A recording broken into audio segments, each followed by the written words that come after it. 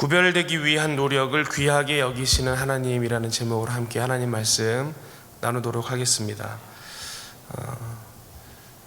솔로몬이 배교한 이야기가 이 이야기 앞부분에 나옵니다.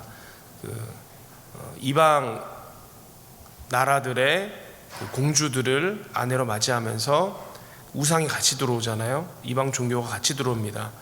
그래서 타락하게 되고 결국은 솔로몬이 또 우상 앞에 절하고 예배하는 일도 일어나게 되고, 또 그 일로 인해서 이스라엘이 어려움을 겪게 되죠. 르호보암과 여로보암을 필두로 이스라엘이 쪼개지게 됩니다.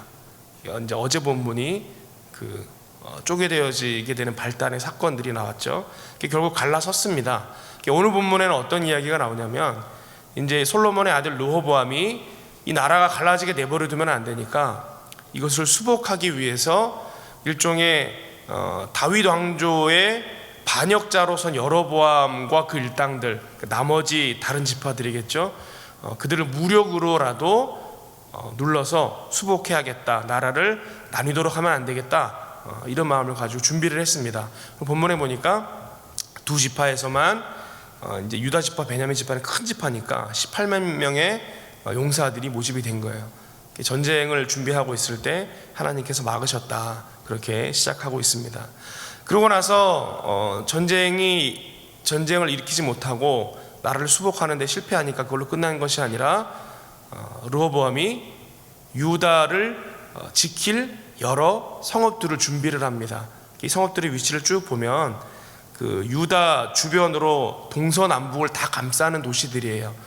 그 도시들을 강하게 방벽하고 외부로부터의 침입에 대해서 온전하게 대비를 하고, 이게 얼마나 갈지 모르는 일이기 때문에 잘 대비를 하는 장면이 나옵니다. 결국 북이스라엘과 남유다가 이제 완전히 나뉘게 됐는데, 결국 자기들의 길을 가기 시작한 게 그 다음 이야기예요. 북이스라엘은 하나님을 떠납니다. 떠나서 결국 산당에서 예배를 드리고 자신들이 만든 우상을 섬기는 일들이 일어납니다. 이게 결국 하나님의 제사장들과 레위인들이 다 파면당하고 할 일이 없어지는 거예요. 그래서 결국 예배가 아직 남아있는 곳 유다 땅으로 다 모이게 됩니다. 그때 르호보암이 모든 제사장들과 레위인과 하나님을 따르는 사람들을 다 품어주죠. 그리고 유다는 하나님 앞에 온전한 예배를 계속 이어가는 거예요. 그랬더니 그 다음 이야기가 뭐냐면, 하나님께서 복 주신 거예요. 르호보암이 후손들을 많이 낳았잖아요. 그리고 후손들을 많이 낳고 르호보암의 아들로 하여금 왕위를 잇게 해서 다윗 왕조가 계속 이어지도록 하셨다. 그게 오늘 본문의 대략적인 스토리입니다. 오늘 본문을 통해서 우리에게 주시는 메시지 3가지 정도 간략하게 함께 나누도록 하겠습니다. 첫 번째, 오늘 본문을 통해서 우리가 알 수 있는 중요한 메시지가 있습니다. 뭐냐면, 거룩함을 위해서라면, 우리가 신앙생활을 할 때, 또 우리 인생을 살아갈 때 거룩함을 위해서라면 하나님께서 일부러 나누실 때가 있다라는 거예요. 나누실 때가 있다. 우리가 그것을 분명히 알아야 합니다. 여러분, 그런 경험 해보셨는지 모르겠습니다. 교제하던 사람과 결혼을 앞두고 헤어지게 되는 경우 여러분 흔히 보죠. 친하게 지내던 세상 친구들과 여러분 신앙생활을 하면서 멀어지게 되는 경험 여러분들 흔히들 하실 겁니다. 심지어 하나님께서 어떨 때는 가족을 갈라놓으실 때도 있습니다. 저는 8살 때 이후로 우리 부모님하고 같이 살지를 못했습니다. 쭉 나뉘어져서 살았는데, 나중에 장성한 이후에 이렇게 돌아보면 자라던 시절은 참 험난하고 힘들었구나 이런 생각들을 했지만, 나중에 돌아보니까 하나님께서 일부러 나누셨구나 이런 생각을 할 때가 많았어요. 내가 우리 부모님하고 계속 같이 살았더라면 목사가 못 되었겠구나, 하나님의 일을 감당할 수 없었겠구나, 하나님 앞에 구별된 삶으로 준비되지 못했겠구나, 그런 생각들을 많이 하게 됩니다. 여러분, 분명한 것은 하나님께서는 하나님의 백성을 거룩하게 하시기 위해 일부러 나누실 때가 있다라는 거예요. 오늘 본문에도 분열된 이스라엘 백성을 수복하려는 이 솔로몬의 아들 르호보암 앞을 하나님께서 막아서는 장면이 나옵니다. 선지자 스마야를 통해서 분명하게 말씀하시는 거예요. 너희들 가서 수복하려고 하지 마라. 이거 내가 막은 거다. 일부러 나눠놓은 거다. 이렇게 말씀하시는 거예요. 4절에 보니까 이렇게 기록되어 있습니다. 여호와께서 이같이 말씀하시기를 너희는 올라가지 말라. 너희 형제와 싸우지 말고 각기 집으로 돌아가라. 이 일이 내게로 말미암아 난 것이라 하셨다 하라 하신지라. 그들이 여호와의 말씀을 듣고 돌아가고 여로보암을 치러 가던 길에서 되돌아왔더라. 분명히 얘기하시는 거예요. 이거 내가 나눈 거야. 다시 합치려고 하지 마. 이렇게 말씀하셨다는 거예요. 근데 이게 오늘 본문에만 나오는 것이 아니라 어제 본문이 10장에도 나옵니다. 여러분, 르호보암이 완악한 모습이 어저께 나오잖아요. 이 여로보암을 필두로 다른 사람들이 우리는 다윗 왕조와 상관없는 사람들이니까 니네랑 같이 안 있고 싶어.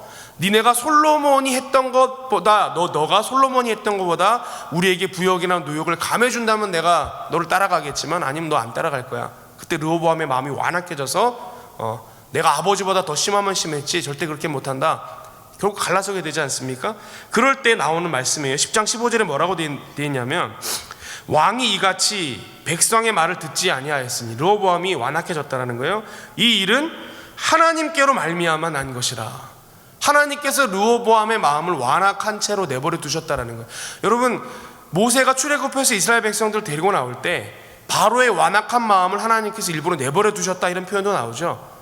출애굽할 수 있도록. 이 장면에도 마찬가지라는 거예요. 이 일이 일어날 수 있도록 하나님께서 그렇게 하셨다라는 것입니다. 어떤 분들은 이스라엘 왕국의 분열이 이게 솔로몬의 배교에 대한 하나님의 심판이다 그렇게 말씀하시는 분들이 있습니다. 신학적으로 아주 설명이 불가능한 잘못된 틀린 말은 아니다 그렇게 생각합니다. 하지만 저는 그렇게 표현한다 그러면 이게 뭔가 하나님의 의도와 그 역사하심이 잘못 해석될 가능성이 있다 그렇게 생각합니다. 여러분, 왕국의 분열은 하나님의 심판이 아니라 뭐냐면 솔로몬의 죄의 결과예요. 결과. 하나님의 심판이 아니라. 여러분, 우리도 마찬가지. 우리가 죄를 지어 죽게 됐습니다. 여러분, 죄를 지어 죽게 된 것이 하나님의 심판이에요?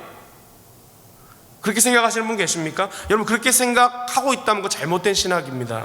그렇게들 알고 있기 때문에 사람들이 기독교 복음에 대해서 오해하는 거예요. 뭔가 불공평하다 그렇게 얘기를 하는 거예요. 여러분, 우리가 죽게 된 것은 죄의 결과입니다. 하나님의 심판이 아니라. 왜 자꾸 하나님 때문이라 그러는지 모르겠어요. 여러분, 하나님이 하신 건 뭐예요? 심판이 아니고 죄의 결과로 죽게 된, 운명적으로 죽게 된 인간에게 오히려 살 길을 주신 거예요. 그러니 여러분, 그게 복음이죠. 은혜고.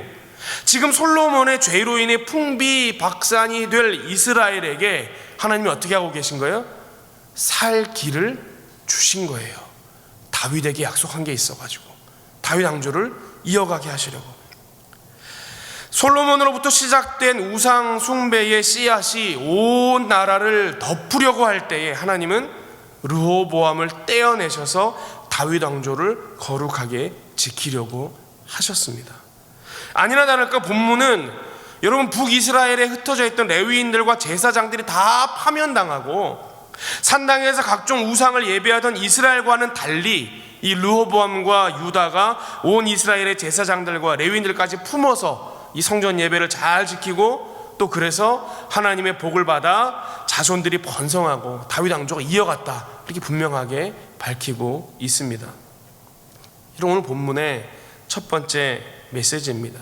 우리 인생 중에 특별히 우리가 믿음 생활하는 중에 나뉘고 분열되고 갈라지는 경험을 하게 되는데 그게 어떨 때는 하나님께서 일부러 우리를 나누실 때가 있다라는 것입니다. 왜 이러한 일들이 일어납니까? 어떨 때는 갈등이 일어나고 그것 때문에 아픔이 찾아오고 상처가 남기도 하고 가난과 고통이 오기도 하지만 왜 하나님께서 일부러 나누시냐라는 것입니다. 여러분, 통일보다 하나됨보다 물질적인 번영보다 세상적인 성공보다 거룩함과 성결함이 더 중요하기 때문이다 라는 것입니다. 여러분 보세요. 유다가 이방 종교와 우상들이 유입되어 점점 이 더럽혀져 가던 이스라엘과 분열되니까 거룩함과 순결함, 성결함을 유지할 수 있는 기회를 얻게 되잖아요. 하나님께서는 어떤 그릇을 사용하시죠? 깨끗한 그릇을 사용하시는 거예요. 구별되어야 하나님께서 사용하시는 것입니다. 때때로 하나님께서 우리를 나누셔서 이 고통을 경험케 하시더라도 그 속에서 우리를 거룩하게 하시려는 하나님의 뜻을 잘 분별할 수 있는 은혜가 있기를 바랍니다. 그리고 그것이 하나님의 뜻이 분명하다면 우리에게는 그 하나님의 행하심에 대해 순종할 합당한 믿음이 있어야 할 줄로 믿습니다. 그런 믿음 가지시는 저와 여러분들 되시기를 바랍니다. 오늘 본문의 두 번째 메시지입니다. 본문의 두 번째 메시지는 하나님의 백성들은 자녀들에게 다른 것보다 거룩의 유산을 물려줘야 한다라는 것입니다. 이제 오늘 본문을 좀 본문 바깥으로 나와서 큰 그림적으로 한번 보겠습니다. 여러분, 오늘 본문의 원 독자가 누구죠? 바벨론 포로에서 귀환한 유다 백성들입니다. 근데 그 유다 백성들이 오늘 본문을 읽을 때 오늘 본문에서 어떤 메시지를 발견하겠습니까? 그들에게 오늘 본문이 어떻게 읽히겠습니까? 오늘 본문을 보면 그런 것들을 깨닫게 되겠죠. 포로기에서 돌아온 역대기 독자들은 오늘 이야기를 보니까 우리 선조들이 우상이 팽배해서 온 이스라엘이 하나님을 배반하고 떠나려고 하는 그 순간에도 구별되어져서 성전 예배를 거룩하게 지켰구나. 그래서 그 결과로 다윗 왕조가 계속되는 은혜를 하나님께서 베푸셨구나. 여러분, 그 이야기들 경험하게 되지 않겠습니까? 여러분, 우리가 살면서 역사의식 이런 표현들 많이 쓰죠. 역사의식이다 그런 말들을 많이 하는데, 여러분, 우리가 역사의식을 가지고 산다라는 게 무슨 의미입니까? 나의 존재, 나의 행적이 지금 내가 사는 이 시간, 이 시대, 이 순간으로 끝나는 것이 아니라 나의 존재와 행적이 후대의 사람들에게 영향을 줄 수 있는 어떤 원인으로서 인식하고 내가 오늘을 살아가는 것. 여러분, 그게 역사의식입니다. 근데 이 신앙인에게 있어서 이 역사의식이 굉장히 중요하다라는 거예요. 여러분, 야곱이 가나안 땅이 오랜 가뭄을 맞아 먹을 것이 없게 됐을 때 아들들과 함께 요셉이 총리로 있는 애굽에 들어가서 살잖아요. 애굽에 살다가 애굽에서 그의 수명이 다 돼서 죽게 됩니다. 죽게 되는데 죽을 때 우리는 이제 애굽에서 영원히 살 거니까 여기다 나를 묻어줘, 이렇게 얘기를 했습니까? 뭐라고 얘기했어요? 우리 하나님의 약속하신 땅 가나안 땅에다 가다가 나를 장사, 이렇게 얘기를 하는 거예요. 창세기 49장 29절부터 보면 이렇게 되어 있습니다. 그가 그들에게 명하여 이르되 내가 내 조상들에게로 돌아가리니 나를 햇사람 에브론의 밭에 있는 굴에 우리 선조와 함께 장사하라. 이 굴은 가나안 땅 마므레아 막벨라 밭에 있는 것이라. 아브라함이 햇사람 에브론에게서 밭과 함께 사서 그의 매장지를 삼았으므로 아브라함과 그의 아내 사라가 거기 장사되었고 이삭과 그의 아내 리브가도 거기 장사되었습니다. 나도 레아를 그곳에 장사하였노라. 여러분, 지금 이 본문을 읽을 때 야곱이 그냥 우리 거기 가족묘가 있어, 선산이 있어, 나 거기다 갖다 묻어라, 그냥 이 정도로 얘기를 하는 게 아니라는 것입니다. 우리 민족은 하나님께서 약속하신 땅에서 살아야 돼. 왜냐? 우리는 언약 백성, 하나님과 약속을 맺은 백성이기 때문이야. 그 말씀을 분명히 기억했기 때문에 지금은 우리가 어느 때까지 애굽 땅에 기거하며 살게 될지 알지 모르지만 우리는 결국 어디로 돌아가야 되는 백성이다라는 것을 후손에게 알려주려고 그러는 거예요. 가나안 땅으로 들어가야 된다는 것을 후손에게 알려주기 위해서 그런 유언을 남겼다는 것입니다. 여러분, 성경에 보면 이런 역사의식을 가진 신앙인의 모습의 장면들이 곳곳에 나와요.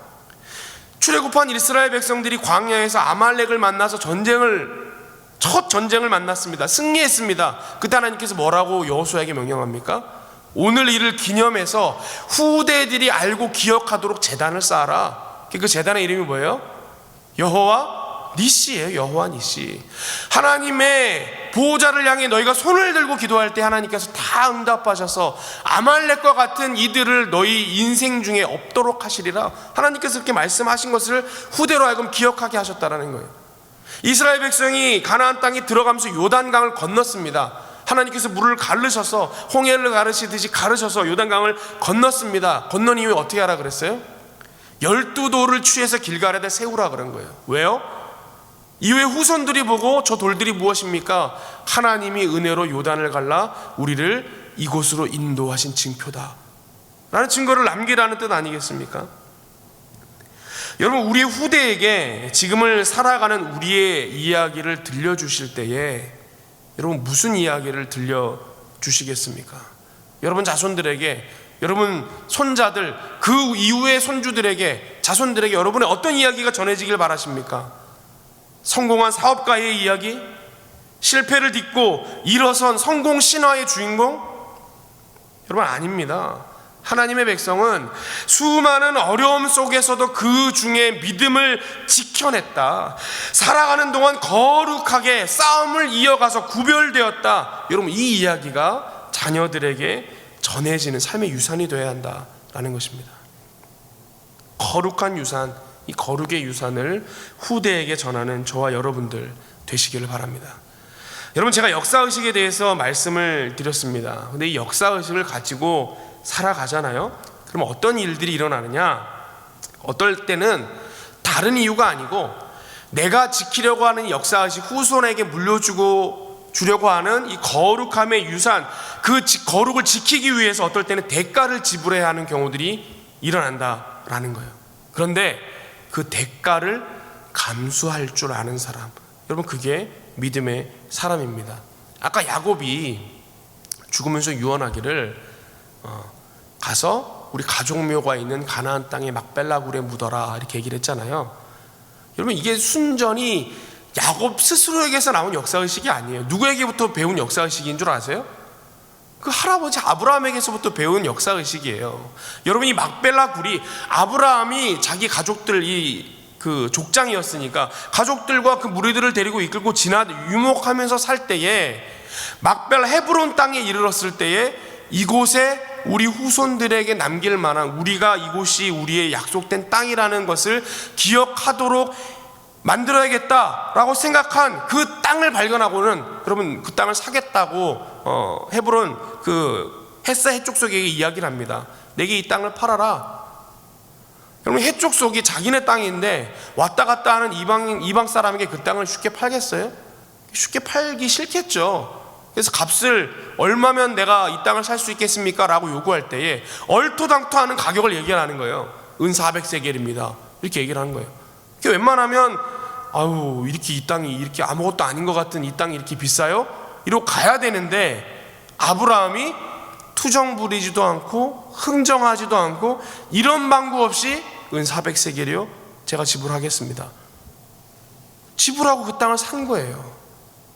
여러분, 무엇입니까? 그게 역사의식인 거예요. 우리는 떠돌아다니는 민족, 유목민족의 삶을 살고 있지만 이곳이 우리의 거점이고 하나님께서 약속하신 땅이다, 우리가 머물러야 할 땅이다 라는 증표를 갖기 위해서, 여러분, 유목민은 땅을 사지 않습니다. 아브라함이 대가를 지불하고 말도 안 되는 얼토당토하는 그 가격을 지불하고 그 땅을 산 거예요. 왜? 후손들에게 우리가 약속의 민족임을, 언약의 백성임을 알려주기 위해서. 아니나 다를까 야곱이 그것을 기억하고 우리는 그리로 돌아가야 된다 이야기하잖아요. 여러분, 오늘 본문의 르호보암을 보세요. 5절에 보니까 그래요. 르호보암이 예루살렘에 살면서 유다 땅에 방비하는 성읍들을 건축하였으니, 그 성읍들을 방비하는 그 성읍들을 건축하고 더 강성하게 하고 그곳에 음식을 비축하고 이런 이야기들이 쭉 나옵니다. 여러분, 무슨 얘기입니까?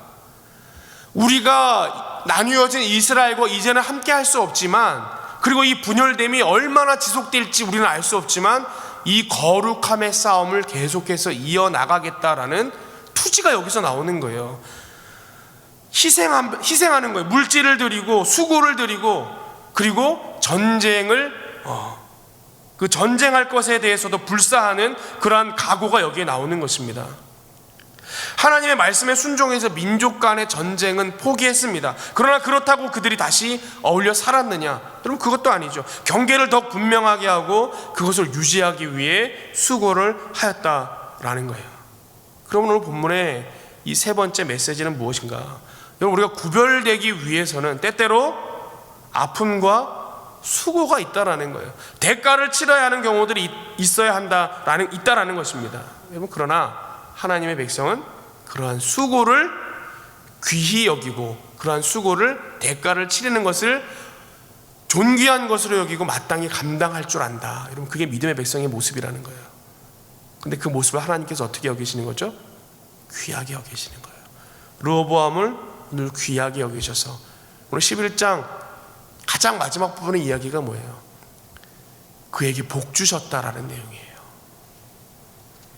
오늘 살아가는 저와 여러분에게도 이러한 믿음이 있기를 바랍니다. 거룩하고 구별되기 위해 애쓰고 또 그 대가를 치를 줄 아는 은혜가 저와 여러분들에게도 있기를 바랍니다. 함께 기도하겠습니다. 아버지 하나님, 이스라엘과 유다가 나뉘고 또 그 가운데서 하나님의 손길을 발견하게 하심에 감사함을 드립니다. 르호보암을 통해 다윗 왕조와 그의 후손들을 구별되게 하시고 하나님의 백성으로, 약속의 백성으로 거룩함을 이어갈 수 있도록, 그 유산을 남길 수 있도록 기회를 허락하심에, 또 아버지 하나님, 그들이 그 말씀에 순종하여 대가를 지불함으로 그 하나님의 뜻대로 거룩함을 유지할 수 있었던 것을 우리가 오늘 본문을 통해 발견합니다. 하나님, 우리의 삶에도 그러한 믿음이 있기를 원합니다. 때때로 하나님께서 나누실 때에 하나님의 뜻을 분명히 깨달아 알게 하시고 그 가운데 거룩하기 위하여 더 힘쓰고 애쓰는 믿음의 백성들 삼아 주시옵소서. 또한 합당한 믿음 허락하여 주셔서 그러한 수고와 애씀을 기꺼이 감당해야 될 대가인 줄 알고 감당할 수 있는 능력의 백성, 믿음의 백성 되게 하여 주시옵소서. 감사드리며 이 모든 말씀 예수 그리스도의 이름으로 기도하옵나이다. 아멘.